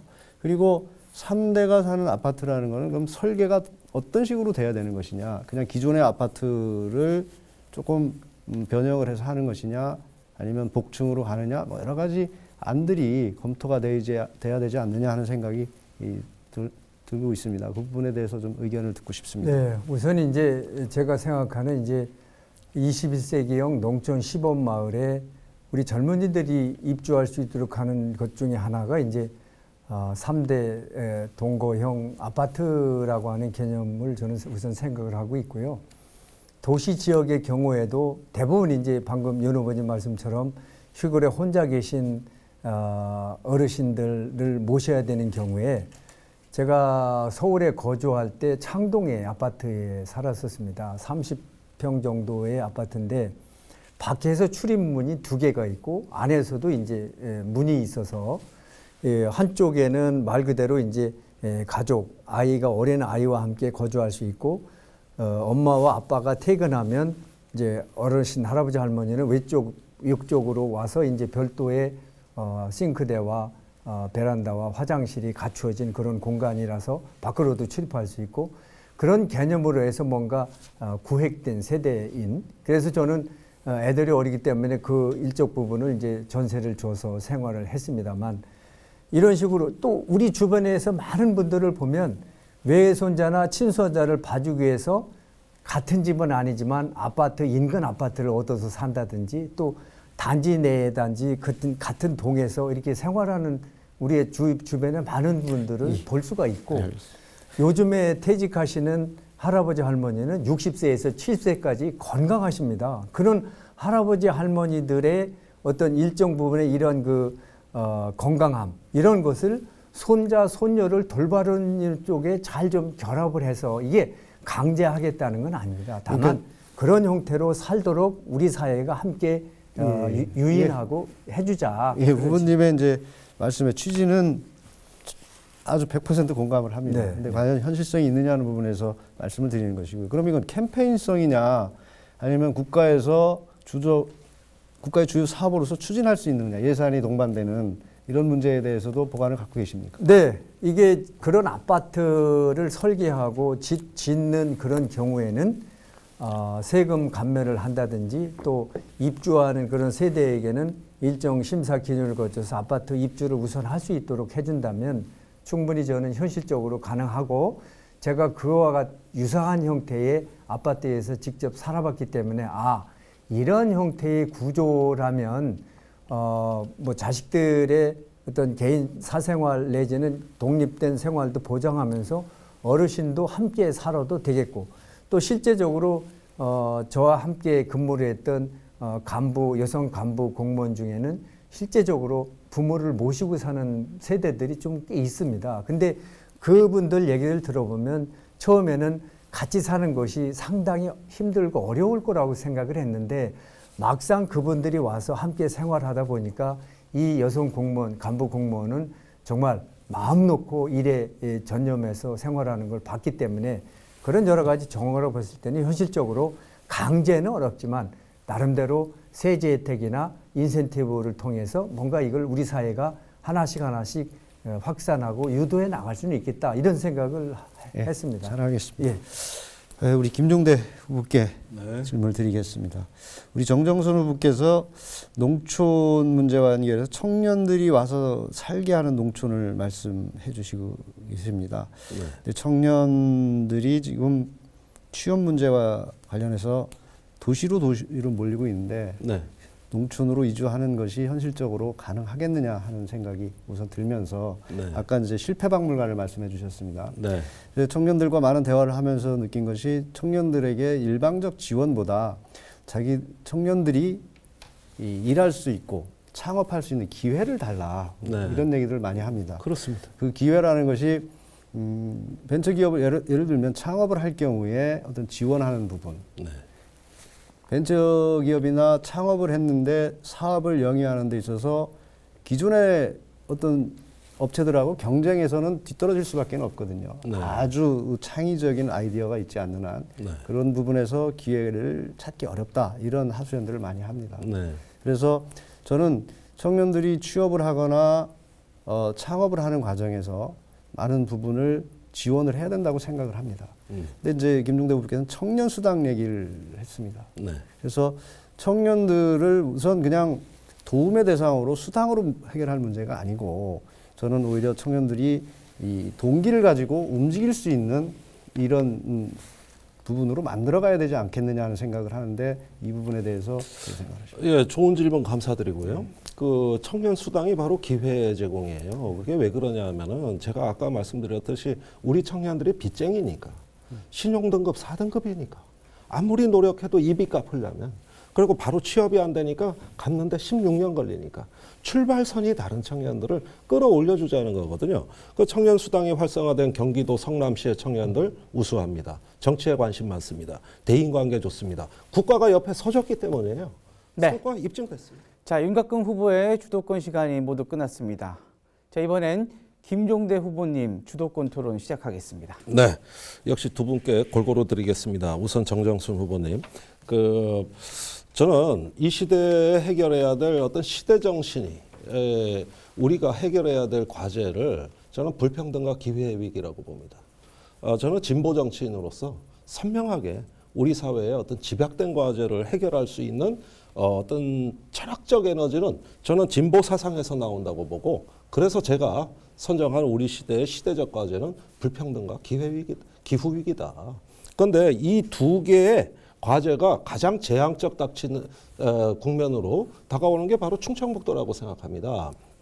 우선 3년 전에 문재인 정부가 출범할 때 충북의 정규직 대 비정규직 비율이 2대 1이었거든요. 그런데 2019년 되니까 이게 어떻게 바뀌냐 하면은 2대 1에서 3.9 대 2.5로 바뀝니다. 굉장히 무서운 속도로 늘어났거든요. 그래서 전국에서 가장 비정규직이 많은 나라, 높아지는 지역, 그 다음에 청년 일자리가 제일 빠르게 감소한 지역, 4,000개 줄었어요. 그러면은 이런 과정은 총체적인 이제 양극화, 저성증과 양극화의 어떤 본격적인 재난적 상황으로 가는데 충북이 왜 이렇게 비율이 높으냐? 그러면 안에서 저는 171만 원 월급을 받고 4대 보험 안 되고 유급휴가 안 되고 퇴직수당도 없고 이러면서 계속 노인과 여성 일자리의 비정규직만 늘어나는 이 고용구조의 개선을 위해서 우리가 뭔가 특단의 대책이 필요하다. 어떻게 생각하십니까? 특단의 대책은 필요한데 현실적으로 쉽지는 않습니다. 일자리라는 것이 그렇게 양질의 일자리만 물론 그 일자리가 좋은데 실제적으로 현장에 가보면 단기간의 일자리도 정말 필요하고 절박해서 단돈 얼마라도 벌려고 하는 많은 일자리들이 많으세요. 그런 것 등을 종합적으로 보면 그러한 정규직 대 비정규직의 비율만 놓고 우리가 판단하기에는 좋습니다. 대단히 네, 어려운 어려움이 부분이다. 있다는 말씀으로 이해를 하겠는데요. 네. 단기 일자리도 필요하다. 이 말씀도 이해하겠습니다. 그렇다면 지방 정부가 해야 되는 방향은 그걸 개선하기 위한 방향으로 가야 되는 거거든요. 생활임금 조례를 도지사가 반대했어요. 전국의 지자체 절반이 넘게 채택하고 있는 생활임금 조례를 반대했는데 그 이유가 참 가관입니다. 언론 보도를 그대로 인용하자면 기업을 유치하려면 임금 올려서 안 된다예요. 아주 메시지 간결하게 내셨어요. 그러면은 기업을 유치해서 우리가 좋은 일자리를 만들어 가지고 이렇게 어떤 불평등의 위기를 극복하자는 취지로 지금까지 경제통상국장도 하시고 부지사도 하시면서 노력을 해오는데 이 이시종 지사의 발언에 대해서 공감하십니까? 일정 부분 공감하는 측면도 있고 공감한다. 일정 부분 또 공감하지 않는 부분도 있습니다. 뭐 그래 복잡합니까? 아니 사실은 이제 현실적으로 이렇게 현장에 있다 보면 의원님도 의정 활동 하시면서 정말 의원님의 철학과 사상이 현실 정치에 반영되지 않는 경우가 많잖아요. 의원님은 후보 입장이시지만 당연히 그런 방향은 맞지만 우리가 실제적으로 현장 일을 하다 보면 다양한 분야를 아까도 연예인 임대 아파트 공약하셨죠. 물론 연예인들을 위해서는 당연히 필요한데 또 다른 시각에서 보면 다른 어려운 부분이 있는 거죠. 살피고 진단하는 것은 공무원으로서는 훌륭한 덕목일지 모르지만 정치는 그 어려움을 초월하는 사람이에요. 의지의 문제예요. 그리고 저라고 해서 당장 해결 못해요. 저도 솔직하게 말씀드리는 거예요. 그러나 모름지기 정치인이라면 관료가 아니라 행정 경험이 아니라 법 규정을 따지는 사람이 아니라 이제 미래의 룰을 만들면서 새로운 판을 만들 수 있는 기획가거든요. 그런 점에서는 저는 어떤 점에서 이시종 지사의 말을 공감하시는지 정말 이해가 되지 못합니다. 그다음에 또 하나가 기후위기라고 말씀드렸는데 미세먼지 우리 최악인 거 잘 아시잖아요. 충북이 지금 엄청나게 지금 고통을 당하고 있잖아요. 그런데 언제까지 회색 성장하는 거죠? 오염물 소각장 전국에 18%가 여기 몰려 있고 그렇다면 소각장 총량제를 한번 입법을 해서 어느 비율 이상은 안 되도록 이런 어떤 입법 공약도 좀 해야 되겠고 그 다음에 경유차도 없애고 이제 전기차 좀 많이 써서 친환경 그린 성장으로 가자. 그린 성장, 회색 성장에서 그린 성장으로의 역사적인 전환을 이걸 지금 안 하면 나중에 가가지고 이미 중국 가고 있고 미국 가고 있고 하는데 우리 후발주자 됩니다. 의원님 지난 4년 동안 좀 이렇게 한두 개라도 발의도 하시고 하시지 왜 지금 와서 또 이렇게 그 말씀을 그러니까 부지사하고 경제통상국장 하실 때 좀 개선 좀 하시지. 이거는 국장이 할 일이 아니라 의원님들이 하실 일이에요. 사실은 저도 의원님 말씀에 좋습니다. 100% 공감합니다. 시간이 없으니까 그 지방 정부의 책임자로 또 가장 중책을 맡으셨던 걸 제가 이해하기 때문에 국회의원 되면 더 잘할 수 있을지 모르시지만은 우리 같이 책임 느껴야 된다고 생각해요. 난 제안 드립니다. 그래서 저도 국장이나 부지사로서는 일정 부분 저의 뜻을 펼치기에는 한계가 있다. 그래서 정치에 입문하게 된 것도 사실은 거기에 기인한 겁니다. 그런데 정치에 입문하셨으면 어려움이 있더라도 돌파하겠습니다. 이런 정치적 언어가 나가야 되는데 어려움이 있습니다. 이렇게 이야기를 하시면은 좀 제가 맥이 빠져서 네, 그래서 드리는 말씀이에요. 정치인의 언어는 달라져야 돼요. 근데 우리 정치인도 지금 의원님 말씀에 제가 틀리다는 게 아니라 이제까지 우리 정치인들이 너무 정치적 언어를 썼기 때문에 국민들이 신뢰하지 않는 겁니다. 정치인들이 얘기한 건 그대로 믿어야 되는데 저거 80~90%는 거짓말이야. 공약? 저는 공약이 실제 우리가 이룰 수 있는 공약을 해야지 빌공짜 공약을 해서는 안 된다. 정치인이라면 정말 책임 있는 공약을 하고 발언을 해야 된다. 이런 생각을 한 합니다. 시대의 어떤 그 의지와 정신을 집약해서 정치적인 지향점으로 내는 언어예요. 물론 어떨 땐 현실성이 결여돼 보입니다. 그럼에도 불구하고 모든 어떤 정치는 상상력의 산물이고 불가능을 만들어내서 도전하는 것이었습니다. 저는 오히려 크게 정치하시면서 더 좀 언어를 바꾸시면 좋지 않을까. 자, 김종대 후보님의 주도권 토론을 끝으로 새 후보자들의 상호 토론이 모두 끝났습니다. 자, 후보자분들 모두 수고하셨습니다. 자, 이번에는 유권자들에게 들어보는 시간을 마련했는데요. 먼저 준비된 화면 보시겠습니다. 예, 저는 낭성면에 사는 윤창환입니다. 작년부터 한전 송전탑이 생긴다고 해요. 걱정들이 참 많은데 주민들이 거의 다 노인분들이고 이게 장기적으로 봤을 때 굉장한 피해가 있을 수 있는데 이런 문제에 대해서 어떻게 생각하시고 계시는지 궁금합니다. 네. 그 미원 낭선에 지금 추진하고 있는 그 한전 송전탑 신설 관련한 그 질문입니다. 먼저 윤갑근 후보부터 답변하겠습니다. 예, 이 사업은 2017년도부터 진행되어 온 것으로 알고 있습니다. 상당 부분 진행이 돼서 5차 입지선정위원회까지 개최가 돼서 어느 정도 안이 나온 것으로 알고 있습니다. 지금 단계에서 이 사업을 취소할 수 있느냐 하는 문제를 접어둔다면 결국 노선을 어떻게 결정하는 문제로 남습니다. 그러면 낭성 부분을 우회하면 또 다른 지역의 문제가 생길 수가 있습니다. 우선 낭성 주민들께서 걱정하시는 부분에 어떤 산림 훼손이나 어떤 그 토지주들의 피해 그리고 전작의 피해 이런 부분들이 충분히 고려됐는지에 대해서 한 번 더 점검을 하고 그 부분에 대한 어떤 보완 장치가 없으면 보완할 수 있도록 하고 또 그 지금 입지선정위원회에서 결정되어 있는 노선이 가장 적합한지에 대해서 다시 한번 검토를 해서 주민들의 의견이 적극 반영되도록 하는 게 옳지 않느냐 이런 생각을 하고요. 그리고 굳이 거기를 꼭 갈 수밖에 없는 최적의 그 노선이라고 한다면 주민들에게 그에 따른 피해 보상 이상의 인센티브가 주어져서 주민들과의 갈등을 해소해야 된다. 그리고 그 주변에 있는 사람들도 다 함께 조화를 이룰 수 있는 방안을 찾아가야 된다. 그렇게 생각을 합니다. 네, 윤 후보님의 답변 잘 들었습니다. 다음은 김종대 후보 답변 부탁드리겠습니다. 이 고압선이 신채호 선생 사당 옆을 지나간다는 거예요. 마을만 통과한다는 겁니다. 7개 마을이 있죠. 이거 절대 안 됩니다. 이유는 비용 때문입니다. 메모를 한다든가 산을 타고 가면 될 고압선이 마을로 기어 들어와 가지고 다 그걸 통과해서 가겠다고 하는데 이유는 돈이 없다는 거예요. 한전이 돈 없습니까? 그다음에 이 사업은 지금 여론조사, 여론 수렴 과정이기 때문에 얼마든지 개선될 여지가 있습니다. 충분히 재검토할 수 있는 여지가 많기 때문에 저는 주민 참여형으로 사회적 합의를 이뤄내야 된다고 생각합니다. 그 다음에 사업의 타당성은 아무리 봐도 눈꼽만 침 없습니다.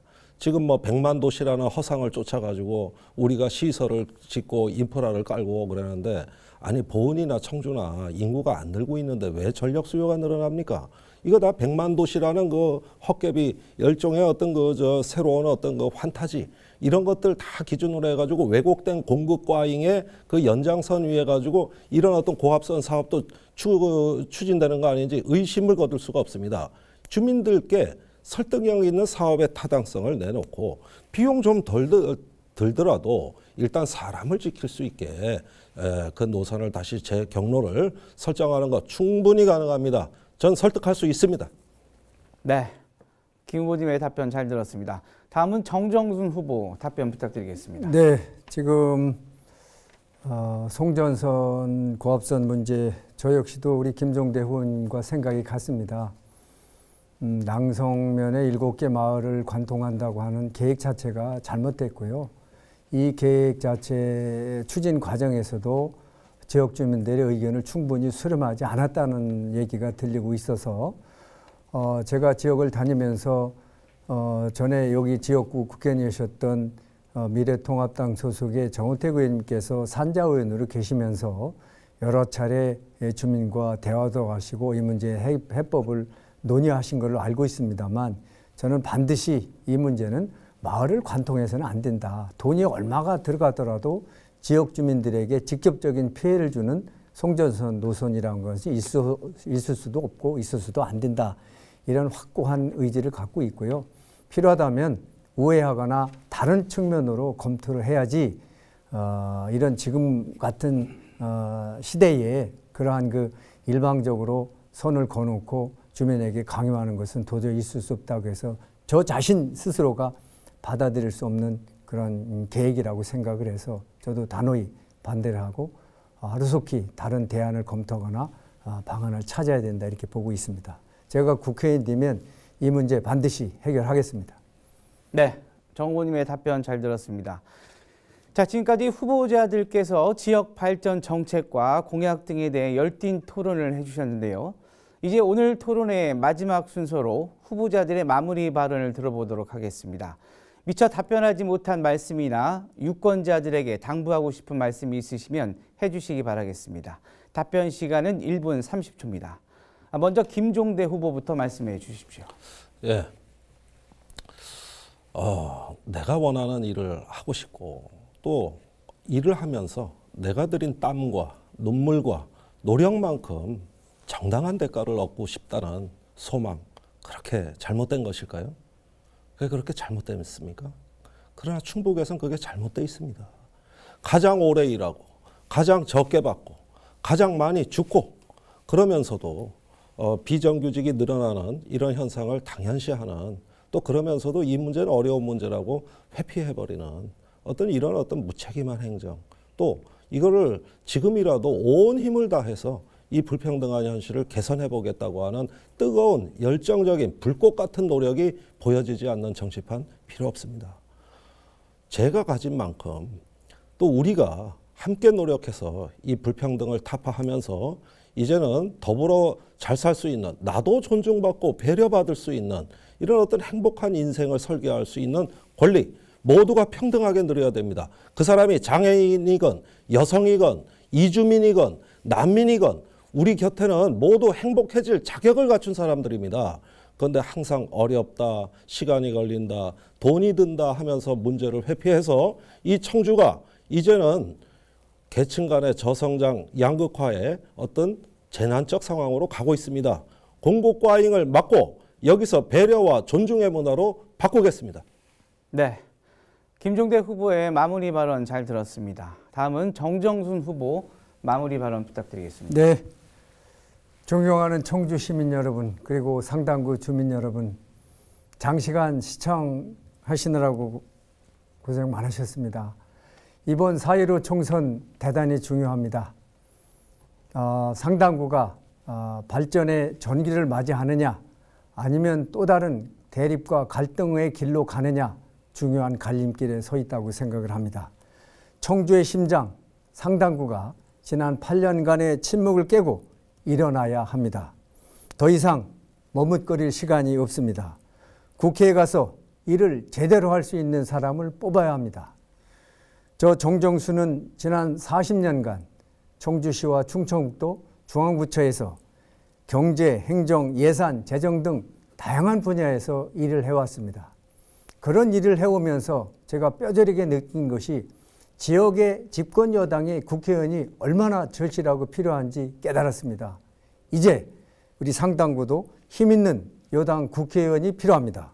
그래서 정부 여당과 이시중 도지사, 한범덕 시장과 협력해서 청주 상당구를 품격 있는 상당구, 살기 좋은 상당구로 만들어 가겠습니다.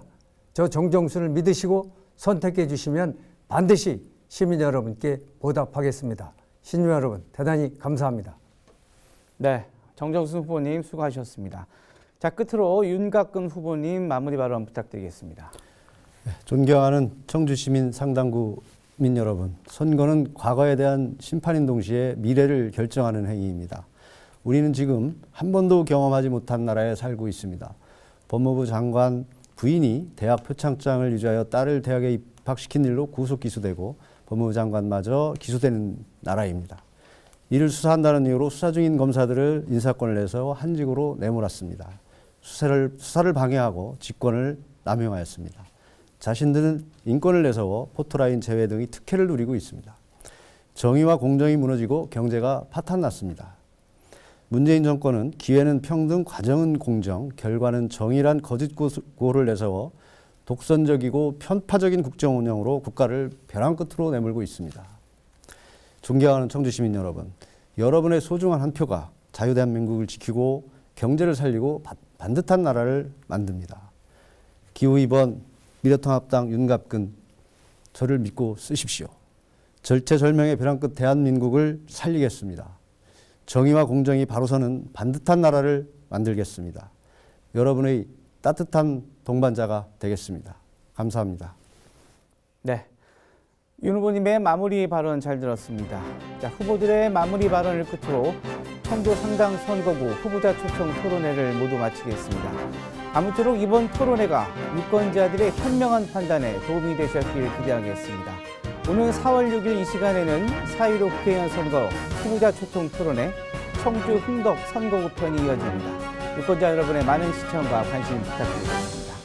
이것으로 현대HCN 충북방송과 BBS 청주 불교방송, 충북일보가 마련한 4.15 국회의원 선거 후보자 초청 토론회 여기서 모두 마치도록 하겠습니다. 오늘 나와주신 후보자들과 청주 불교방송 이우상 기자님, 그리고 지금까지 토론회를 시청해 주신 여러분 진심으로 감사드립니다.